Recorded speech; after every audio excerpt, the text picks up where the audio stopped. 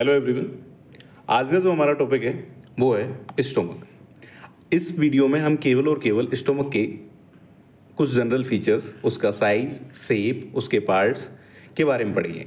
इसका जो second part होगा उसमें हम ब्लड सप्लाई, इसका लिम्फेटिक ड्रेनेज और वीनस ड्रेनेज वो सारी बात करेंगे। इसके साथ ही उसकी हम क्लिनिकल एनाटॉमी भी नेक्स्ट पार्ट में हम डिस्कस करेंगे।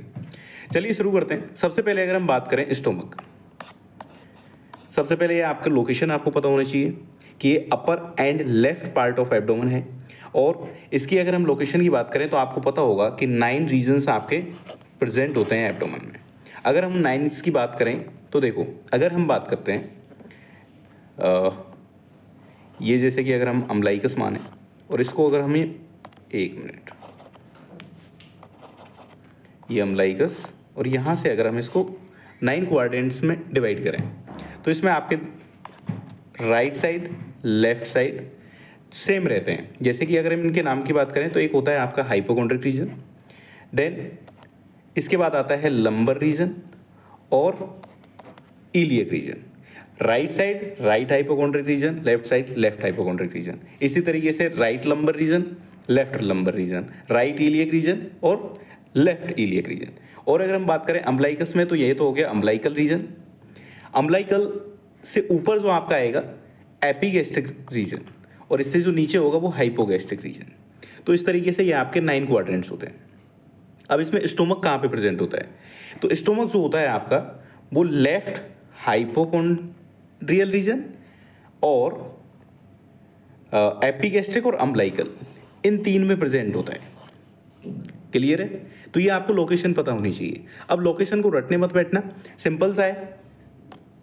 पहले अब आप रीजन्स याद करो कि 9 रीजन्स कौन से होते हैं और फिर खुद पे देख लो कि आपका जो स्टोमक है वो कहाँ पर प्रेजेंट है।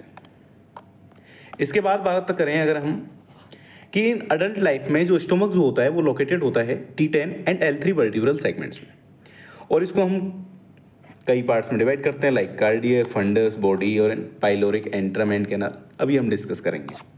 जैसे कि ये आपका जो डायग्राम देख रखा है, तो देखो ये आपका ईसोफेगस, एब्डोमिनल ईसोफेगस, देन जहां से ये आपका स्टार्ट होता है यहाँ पे एक नोच प्रेजेंट होती है जिसको बोलते हैं कार्डियल नोच।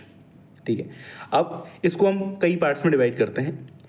जैसे कि यहाँ से अगर हम एक लाइन ड्रॉ करें और एक आप जो ये एंगुलर है यहाँ से एक लाइन ड्रॉ करें, तो ये जो आपका जो पार्ट है ये आपका पार्ट है, ये पार्ट जो है वो है बॉडी। और यहाँ से ये जो लाइन हमने ड्रॉ की थी इसके ऊपर वाला जो पार्ट है ये है आपका फंडस। तो फंडस बॉडी और ये हो गया आपका पाइलोरिक एंट्रम। पाइलोरिक जो वाला पार्ट होता है वो 2 पार्ट्स में इसको डिवाइड करते हैं, पाइलोरिक एंट्रम एंड कैनाल। ये रहा पाइलोरिक कैनाल। ठीक है, तो ये वाला जो रीजन है ये हो गया पाइलोरिक कैनाल, ये पाइलोरिक एंट्रम हो गया, ये बॉडी हो गई और ये फंडस हो गया। क्लियर है? इसके अलावा आपको क्या पता होना चाहिए, इसमें 2 कर्वेचर प्रेजेंट होते हैं, एक लेसर कर्वेचर और एक ग्रेटर कर्वेचर। जो आपको बड़ा दिख रहा है, जो ग्रेटर है वही है ग्रेटर। यहाँ पे देखो ये वाला जो है ये कर्वेचर आपका कौन सा हो गया? Greater curvature. और जो लेसर कर्वेचर है वो ये वाला पार्ट है, ये क्या हो गया आपका? Lesser curvature. तो ये आपको पता होना चाहिए और नॉर्मल सी चीजें हैं जो कि आपको जनरली याद रह जाएंगी, तो इनमें कोई दिक्कत नहीं है। ठीक है, इसके बाद शेप सभी को आई थिंक पता होगा कि जब ये एम्प्टी होता है तो जे शेप का होता है। तो ये सभी को याद भी रहता है कि जे शेप्ड का होता है। लेकिन आप 1-2 पॉइंट और एक्स्ट्रा याद रख लो, अगर रख सकते हो तो, कि जब ये पार्शियली डिस्टेंडेड होगा तो ये पायरिफॉर्म होगा और जब ओवीज होगा तो हॉरिजॉन्टल स्टील हॉर्न स्टोमक होगा। क्लियर है? इसके बाद ये हो गया शेप। अगर हम इसकी कैपेसिटी की बात करें तो 30 ml या 50 ml आप याद रख सकते हैं at the time of birth. Puberty पे ये हो जाएगा आपका 1 लीटर कैपेसिटी और अडल्ट में ये हो जाता है आपका 1.5 से 2 लीटर और मोर इन अडल्ट। क्लियर है? तो ये भी आपको पॉइंट्स आपको लिखना है अगर ये लॉन्ग क्वेश्चंस में आता है तो इसकी आपने साइज, शेप, लोकेशन, ये आपको सारी चीजें लिखनी है, पार्ट्स। इसके अलावा अब इसमें 2 ओरिफिस आते हैं, ओरिफिस यानी कि एंट्री। एक आता है आपका कार्डियक ओरिफिस और एक आता है पाइलोरिक ओरिफिस। जो कार्डियक ओरिफिस होता है वो आपके 7th कोस्टल कार्टिलेज पे प्रेजेंट होता है एट द T11 वर्टिब्रा के लेवल पर, जबकि जो पाइलोरिक ओरिफिस होता है ये आपका L1 के लोअर बॉर्डर के लेवल पर आपका प्रेजेंट होता है। इसके अलावा यहाँ पे कुछ सर्कुलर ग्रूव्स प्रेजेंट होते हैं, प्री पाइलोरिक वेन प्रेजेंट होती है in front of constriction, pyloric constriction होता है। देखो अगर मैं डायग्राम में दिखाऊं ये भी आपको, ये रहा, देखो ये रहा आपका पाइलोरिक कॉन्स्ट्रिक्शन। तो यहाँ पे आपकी एक प्री पाइलोरिक वेन भी प्रेजेंट होती है, ठीक है। इसके अलावा मैंने आपको ये बता दिया है ग्रेटर कर्वेचर और लेसर कर्वेचर प्रेजेंट होता है। ग्रेटर कर्वेचर और लेसर कर्वेचर, लेसर कर्वेचर पे आपका लेसर ओमेंटम अटैच होता है और ग्रेटर कर्वेचर पर ग्रेटर ओमेंटम अटैच होता है। तो दो ये आपको पता होना चाहिए। ओमेंटम क्या है? ये एक विसरल कवरिंग है, पेरिटोनियल कवरिंग है, ठीक है, जो आपकी अटैच्ड होती है। जो लेसर कर्वेचर से अटैच्ड होगी वो लेसर ओमेंटम, और जो आपकी ग्रेटर कर्वेचर से अटैच्ड होगी वो आपका ग्रेटर ओमेंटम। दो सरफेस होती है, anterior surface, posterior surface. Anterior जो सरफेस होती है वो फॉरवर्ड होती है, अपवर्ड होती है, जबकि जो पोस्टीरियर सरफेस होती है वो बैकवर्ड और डाउनवर्ड होती है। फिर आपका वही पार्ट जो आपको डिवाइड किया है कार्डियक और पाइलोरिक, कार्डियक को फर्दर डिवाइड किया गया है फंडस और बॉडी में, और पाइलोरिक को डिवाइड किया गया है pyloric antrum and pyloric canal. अगर हम इसके रिलेशंस की बात करें तो देखो, लेसर ओमेंटम मैंने आपको बता दिया लेसर कर्वेचर पे आपका प्रेजेंट होगा, ग्रेटर ओमेंटम जो है वो आपका ग्रेटर कर्वेचर पे प्रेजेंट होगा। इसके अलावा जो ग्रेटर कर्वेचर होता है उस पे आपके दो लिगामेंट्स प्रेजेंट होते हैं, गैस्ट्रोस्प्लिनिक और गैस्ट्रोफ्रेनिक। तो ये भी आपको याद रखने, ये आ गए आपके पेरिटोनियल रिलेशन। इसके अलावा अगर हम विसरल रिलेशन की बात करें तो विसरल रिलेशन में आपका आता है एंटीरियर सरफेस और पोस्टीरियर सरफेस। तो एंटीरियर सरफेस में देखो, रटने की जरूरत नहीं है, स्टोमक के आपका जो भी रिलेशन है वो आप इमेजिन कर सकते हो। तो दो ही चीजें हैं एंटीरियर में, एक तो लीवर है और एक डायफ्राम है, और एंटीरियर एब्डोमिनल वॉल तो है ही।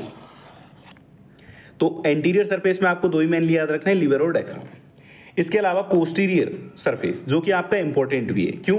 क्योंकि इसी को बोलते हैं हम स्टोमक बेड। पोस्टीरियर सरफेस को ही क्या बोला गया है? Stomach bed.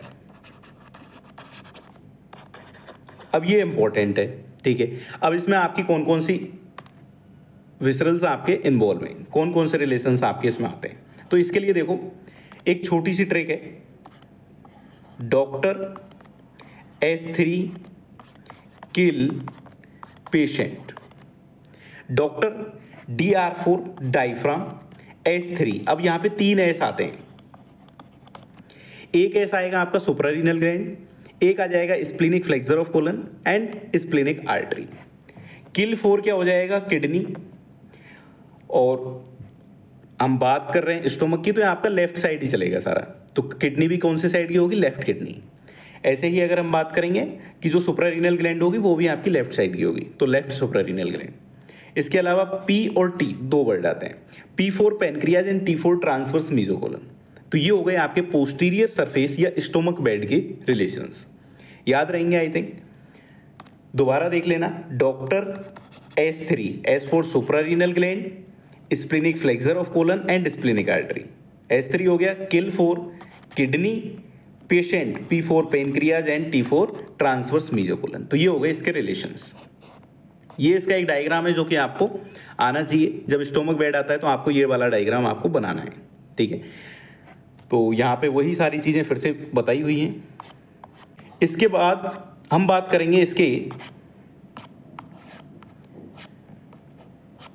ब्लड सप्लाई की, और ब्लड सप्लाई, वीनस सप्लाई और लिम्फेटिक ड्रेनेज की, और साथ के साथ ही क्लिनिकल इंपॉर्टेंस देखेंगे जो कि नेक्स्ट वीडियो में देखेंगे।